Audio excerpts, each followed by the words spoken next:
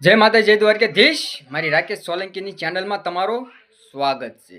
તો આજે આપણે વાત કરવાની છે કે 100 વર્ષ જીવવું એ મહત્વનું નથી, પણ એક પલ એક ટેમ એવું સેવાનું, એવી ભક્તિનું, એવા મદદરૂપ બની જાઓ અને એ નામ કાઢી જાઓ ને, તો એ નામની આપણે જરૂર છે. એના માટે 100 વર્ષ જીવવાની જરૂર નથી. એક પલમાં એક ટેમમાં એ નામ આપણે કામી જવી. પૈસેથી પણ નામ કામી જવી અને સેવા રૂપે નામ કામી જવી, મદદ રૂપે નામ કામી જવી. તો આપણે કોકની મદદ રૂપે જે બનવી ને એ નામની આપણે જરૂર છે. એ નામ યુગે યુગ રહે. અને પૈસા ટકે જે નામ બન્યું હોય ને એ નામ નથી રહેતું ભાઈ, એ તો વિફરાઈ જાય છે એ નામ. પણ કોકના મદદ રૂપે, કોકના સેવા રૂપે, કોકના દુઃખમાં ભાગ લીધો હોય એ નામ જો આપણે લીધું હોય અને એ નામ આપણું રહી ગયું હોય ને, તો યુગ યુગ આપણને યાદ કરે.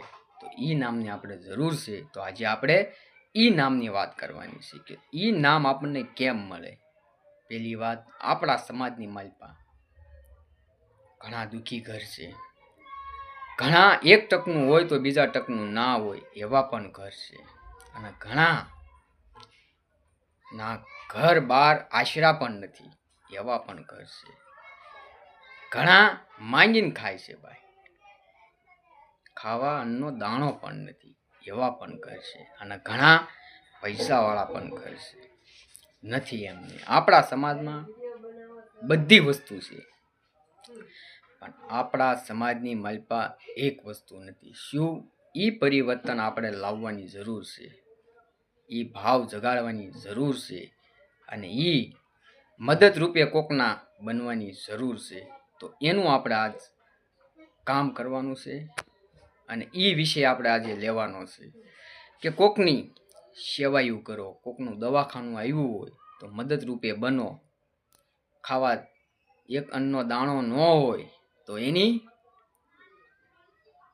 મદદ રૂપે બની જાઓ, સેવા રૂપે બની જાઓ અને એનું કામ કરો. એટલે એ નામ આપણે જે કામની ને એ નામની આપણે જરૂર છે.